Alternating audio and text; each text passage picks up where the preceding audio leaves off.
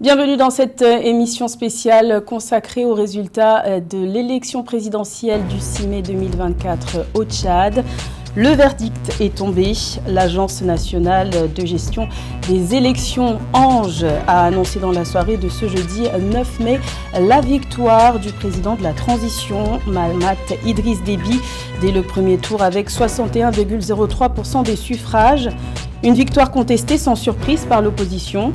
Son premier ministre, Succès Masra, à la tête du parti Les Transformateurs, arrive en deuxième position avec 18,53% des voix. Le taux de participation s'élève officiellement à 75,89%. Ces chiffres doivent encore être validés par le Conseil constitutionnel. À la suite de l'annonce de ces résultats provisoires, une série de questions se posent. Quel regard porter sur l'issue de ce scrutin qui est censé mettre fin à 3 ans de transition? Le processus électoral qui s'est achevé au Tchad est-il crédible? Quelles sont les voies et recours possibles pour l'opposition qui conteste les résultats de cette élection? Et doit-on craindre un soulèvement populaire et des manifestations? Nous tenterons de répondre à toutes ces questions et bien plus encore en compagnie de nos invités, Monsieur Jean-Maurice Bamaré Krong Nodjinang, président de l'organe ANGE France. Bienvenue. Et Monsieur Abdelkerim Yacoub Koundougoumi, leader du mouvement Le Pacte des Bâtisseurs, mouvement politique tchadien en exil. Bienvenue. Merci. Heureux de vous retrouver. Moi aussi. Le décor est planté, c'est parti.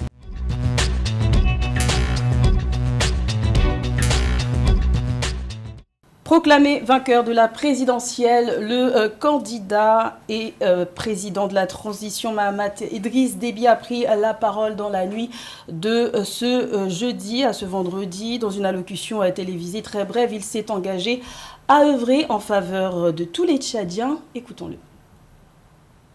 Tchadiennes,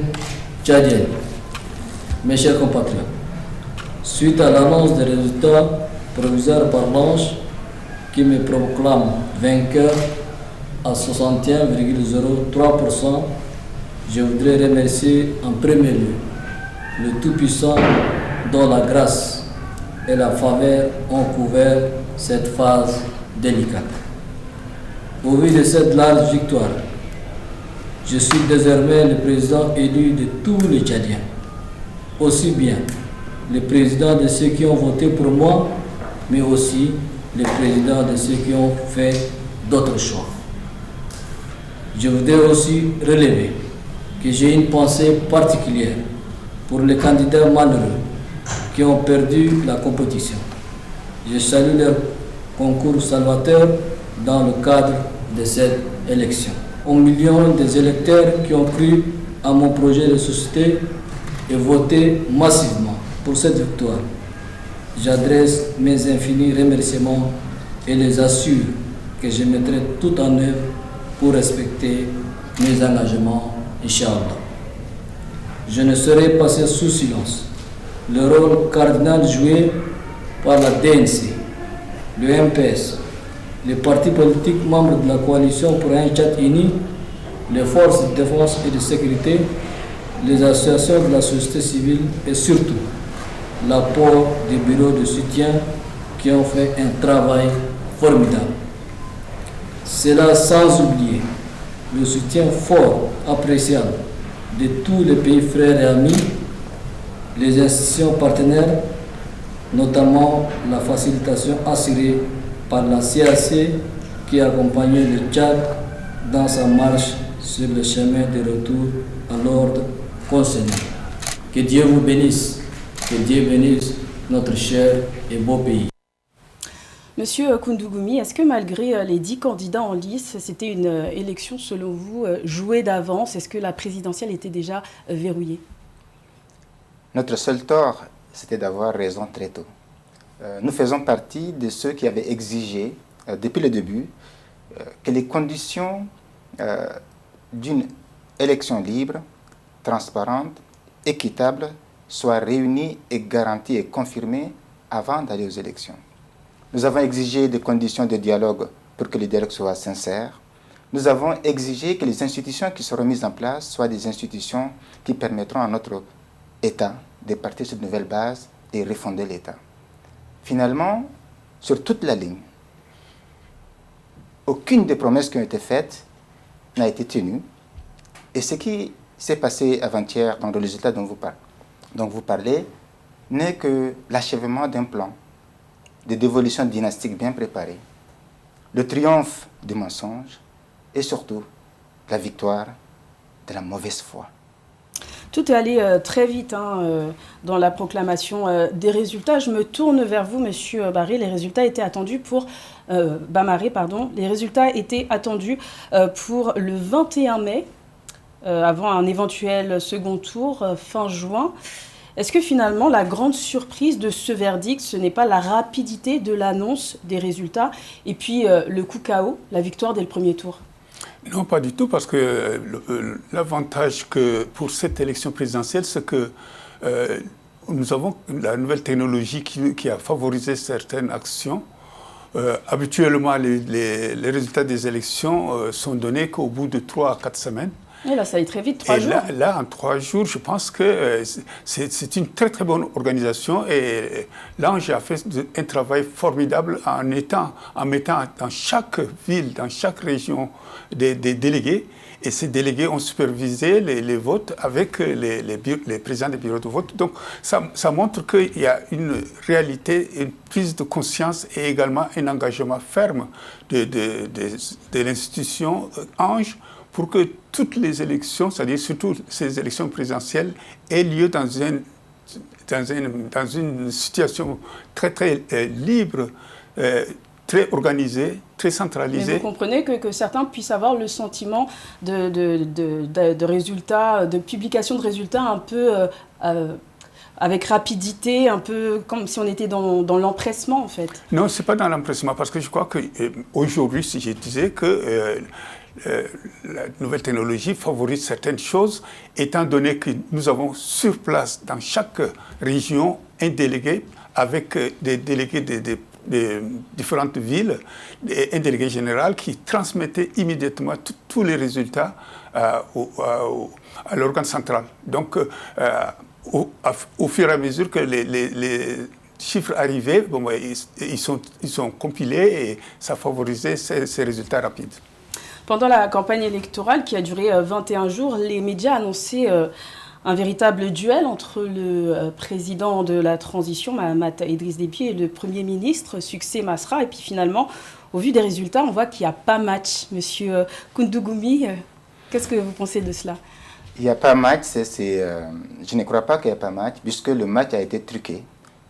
Parce que s'il n'avait pas peur, s'il avait confiance que le peuple allait les voter, les conditions d'une transparence allaient être assurées. Nous avons vu, comme l'a dit Bamaré tout à l'heure, mais je ne suis pas d'accord sur la question de la gestion même des élections. On a vu cette opacité autour de la gestion des résultats de l'élection.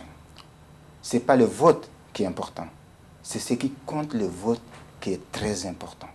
On peut faire dire à une élection ce qu'on veut si on contrôle le vote. On a vu que tous ceux qui étaient désignés par des observateurs internationaux, des organisations ont été écartés. Des observateurs des partis politiques ont été écartés. Des PV ont été confisqués. Donc finalement, à la place d'une élection libre, où les citoyens pourraient contrôler, voir leur vote, accompagner, il a parlé de 3 jours, mais avec les technologies qu'on a, en 24 heures, on peut donner des résultats. On a vu comment ça s'est passé au Sénégal et dans d'autres pays. Donc finalement, ce tripatouillage, cette opacité autour de ces gestions a fait que les citoyens n'ont plus confiance dans les résultats des urnes parce que la condition de cette confiance, c'est-à-dire la transparence, n'a pas été respectée. Tout a été fait dans l'opacité totale.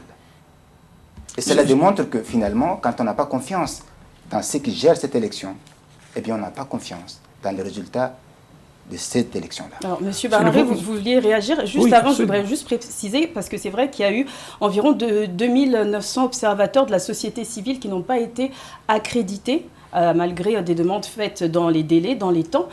Ça peut aussi poser question. Est-ce que ça peut aussi décrédibiliser le processus électoral? Non, pas du tout, parce que je pense que le problème, c'est que les organisations ou les organismes qui voulaient envoyer les observateurs n'ont pas suffisamment pris le temps nécessaire pour envoyer les demandes. Les demandes ont été demandées, c'est-à-dire 6 jours avant le vote.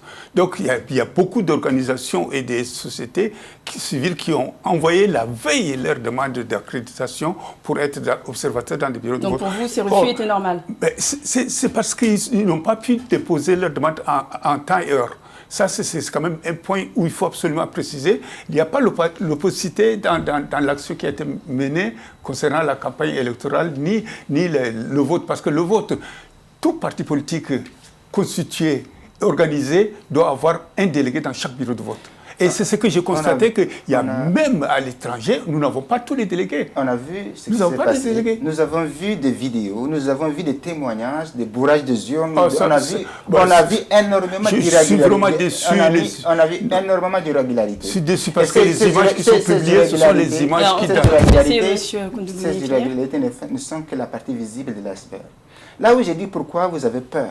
Peur de la transparence, peur de la présence des observateurs, peur que les citoyens puissent être présents dans les décomptes des votes. Si vous n'avez pas l'intention de cacher, si vous n'avez pas la peur de perdre, si vous avez confiance en votre victoire, l'Union européenne a financé à hauteur de 3 millions d'euros de cette élection. Vous refusez les observateurs qui ont été formés par ceux qui ont financé ces élections. Vous avez écarté des délégués des partis politiques parce qu'ils ne sont pas inscrits. Vous avez écarté ou bien confisqué des procès-verbaux. Finalement, je me trouve que si vous avez vraiment si confiance dans votre victoire et dans la confiance du peuple, pourquoi ne pas favoriser cette transparence, ces témoignages, ces observateurs qui sont le seul outil que les citoyens ont pour vérifier leur vote et vous donner leur confiance. Monsieur Bamar, vous vouliez répondre? Je vais laisser Je ne mets pas en doute votre parole, mais je pense que c'est quand même un peu aller vite en besoin. Parce que dans tous les bureaux de vote, s'il y a des délégués, moi, le cas particulier du bureau de vote d'Europe et de France en particulier où j'ai géré, tous les délégués étaient, c'est-à-dire les observateurs qui ont présenté leur lettre d'accréditation ont été invités à être présents. Ils ont participé. On a permis à tous ceux qui étaient venus pour participer au dépouillement d'être présents jusqu'à la ceinture des procès-verbaux. Vous parlez de la diaspora, vous parlez des petits bureaux de vote. Nous, on parle, en fait, quand vous regardez, pas à l'échelle de la diaspora, l'idée c'est de parler à l'échelle nationale. Mais au niveau national. Les triches se font dans des endroits où les candidats n'ont pas la chance de gagner. C'est pour ça que j'ai dit que vous avez peur. Quand vous avez peur, on arrive déjà. Tellement peur que vous vous êtes précipité. On arrive déjà à la fin de cette première partie, messieurs. On arrive déjà à la fin de cette première partie, messieurs. Je suis désolée de vous couper. Je pense qu'on ne vous mettra pas d'accord de toute façon sur ce point de vue-là. On va marquer une courte pause et puis on se retrouve juste après pour la suite de cette émission spéciale consacrée au Tchad.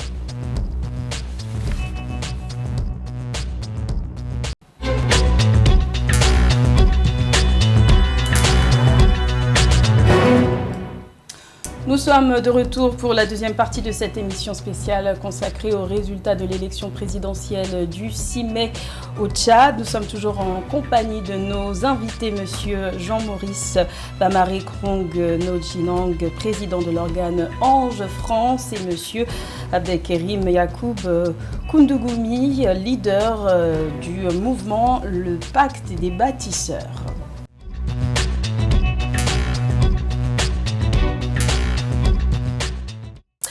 Le verdict est tombé et quelques heures après, à la proclamation des résultats de l'Agence nationale de gestion des élections, ce jeudi 9 mai, le Premier ministre Succès Masra prenait la parole sur les réseaux sociaux.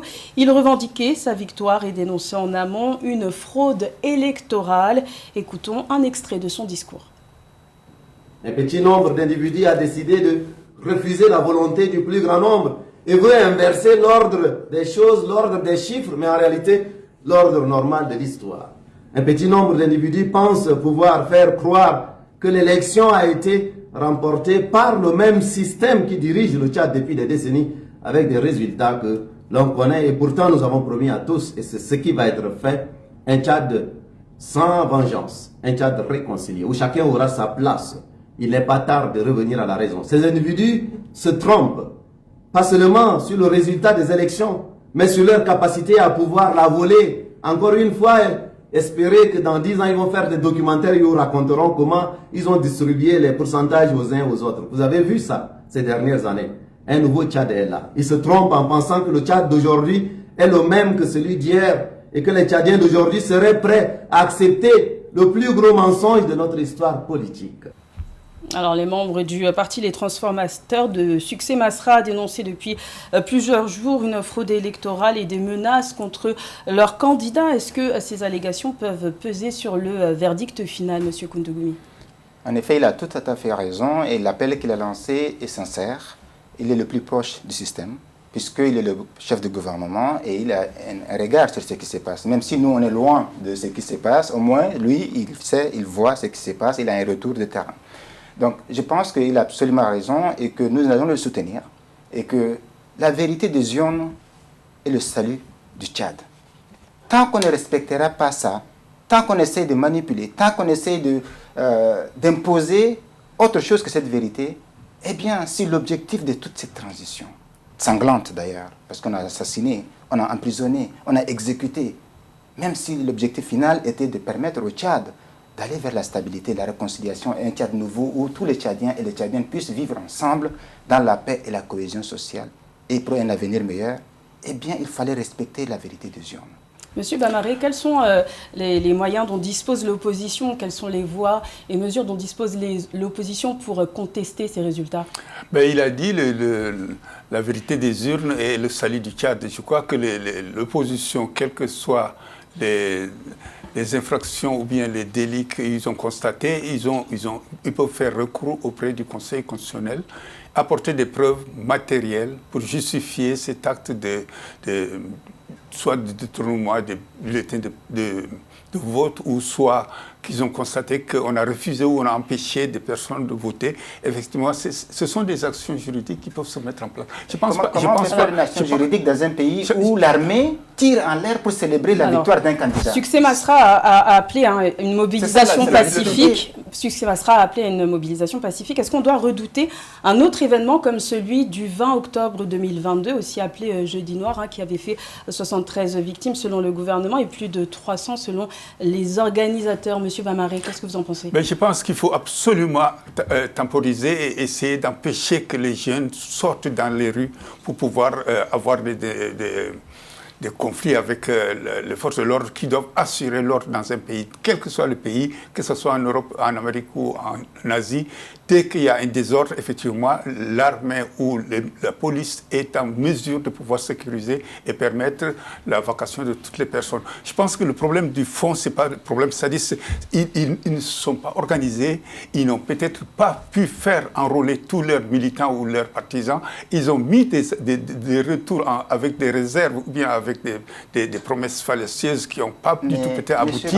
Mais en aucun moment, qu'est-ce que vous en pensez, sachant qu'en 2022, en octobre 2022, c'est aussi le parti des transformateurs qui avait appelé aussi à la mobilisation dans la rue. Et puis on a vu ce qui s'est passé par après. Ça a un peu les transformateurs n'étaient pas les seuls à avoir appelé. C'est vrai. Et ils ont payé le prix. Mais est-ce qu'on peut redouter encore un tel événement après ces élections? Mais si aujourd'hui leur leader, en tout cas il n'est pas seulement pour les transformateurs, n'oubliez pas, parce qu'il est candidat du peuple, il est candidat de tout le monde, de tous ceux qui n'ont pas participé. Maintenant, si les transformateurs, Succès Masra, et tous ceux qui ont voté pour lui, parce qu'il n'y a pas que les transformateurs qui ont voté pour Succès Masra, c'est le Tchad qui a voté pour lui. Maintenant, c'est comme on a dit, c'est la victoire du peuple. Tout le monde va s'impliquer pour récupérer cette victoire-là, d'une manière ou d'une autre. Mais le signal a été donné par le régime depuis hier. Avant même le résultat, ils ont sorti l'arsenal militaire de 3e degré. Ils ont encadré la ville.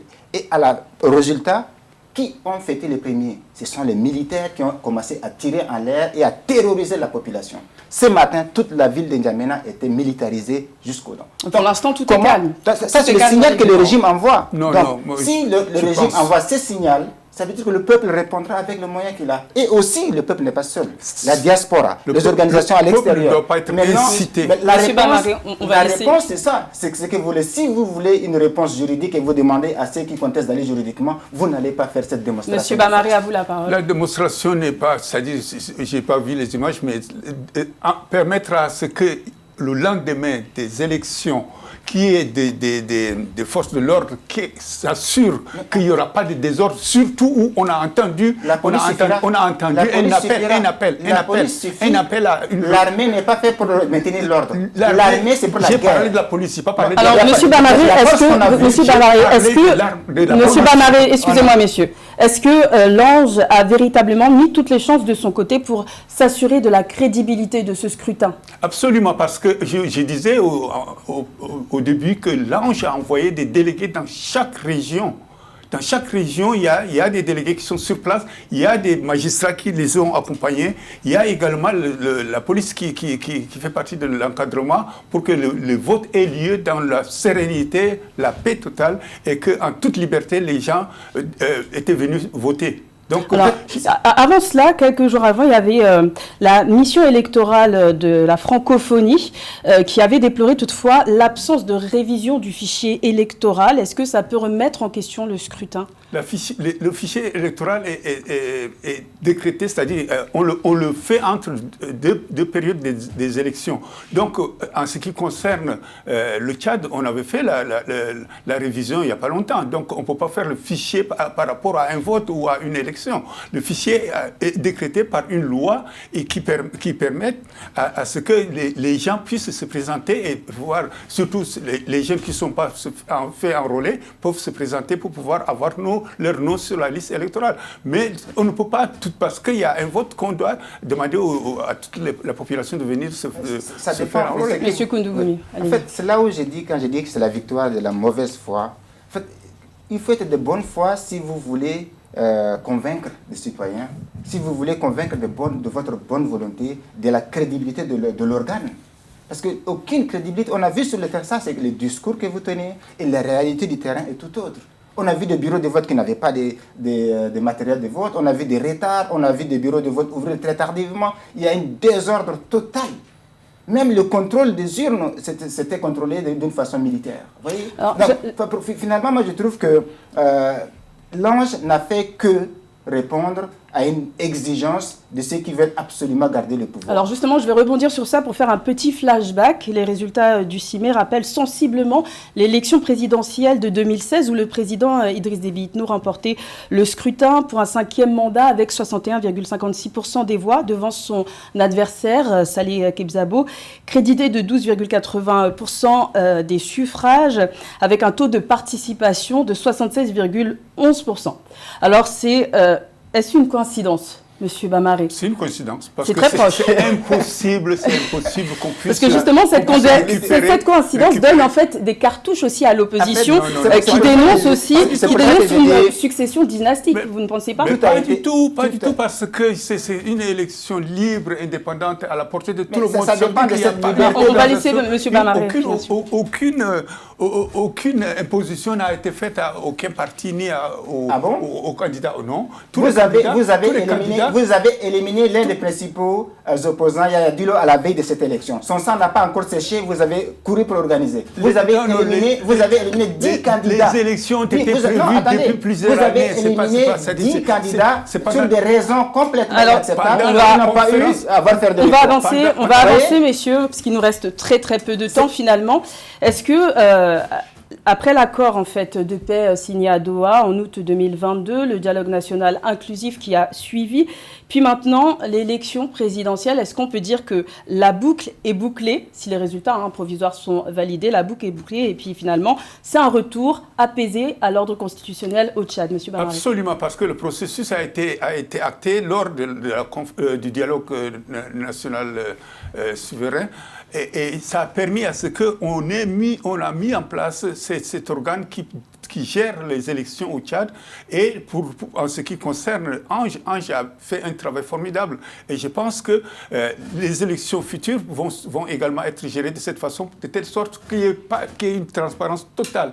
Qu'en aucun moment, qu'on ne puisse venir entacher par des c'est le souhait de tout le monde, c'est ce qu'on demande. Le souhait qui est le calme total, qu'on attende la validation par le Conseil constitutionnel et que ceux qui ont des contestations à faire, que ceux-là puissent se présenter pour pouvoir faire leur recours. Mais il n'y en a pas question qu'on puisse pousser la population, et surtout les jeunes. Là, l'appel qui a été lancé, c'est un acte d'appel au crime. Alors, non, monsieur c'est un acte de Koundougoumias. résistance. Non.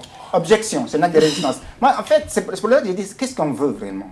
Si votre objectif, franchement, de vouloir un Tchad apaisé, libre, réconcilié, un Tchad refondé, comme vous dites, qui permet au peuple tchadien et à la jeunesse tchadienne de pouvoir se préparer à affronter le monde et défendre sa place en Afrique et dans le monde, c'est pas comme ça qu'il faut s'y prendre.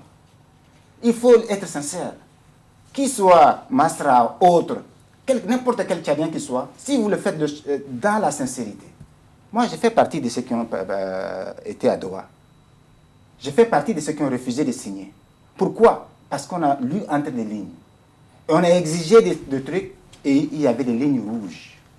Ils nous ont dit qu'il y avait des lignes rouges. Donc, dès lors, nous avons dit que s'il y a des lignes rouges, nous n'allons pas être complices de ce qui est en train de se faire. Non, mais Maintenant, le temps nous a donné raison. Maintenant, vous dites, qu'est-ce qu'il faut faire? Eh bien, comme Succès Masra l'a dit dans son discours, il faut respecter la vérité des urnes, rien que la vérité. Absolument, on est Alors, d'accord. vous Voilà. faites partie de l'opposition. De l'opposition, oui. Qu'est-ce que vous comptez faire après ces résultats proclamés par l'Ange? La lutte continue, madame. Alors, par quels moyens comptez-vous Par continuer? tous les moyens possibles. C'est-à-dire? Pacifique, la lutte armée et la lutte démocratique. On va utiliser toutes les formes légitimes de lutte pour pouvoir défendre les intérêts du peuple tchadien. Aujourd'hui, ce qui se passe au Tchad, ce n'est pas une question de personne. Ce n'est pas Mamad Déby, ce n'est pas Succès Masra, ce n'est pas les autres candidats. Il s'agit de l'avenir du Tchad, de la place du Tchad, des enfants du Tchad dans ce monde qui arrive. On ne peut pas se permettre encore 30 ans de pouvoir et arriver à ces résultats et confier encore le destin de notre peuple aux ceux qui sont responsables de ce qui s'est passé. Nous arrivons malheureusement à la fin de cette émission spéciale consacrée aux résultats de l'élection présidentielle du 6 mai 2024 au Tchad. Merci, messieurs, d'avoir été les invités de cette émission spéciale consacrée au Tchad. Merci à vous, chers téléspectateurs, de nous avoir suivis. Je vous dis à très bientôt et d'ici là, portez-vous bien. Merci beaucoup. Merci de nous inviter. C'est toujours un plaisir C'est un plaisir de se retrouver pour dialoguer. Le doyen Bamaré.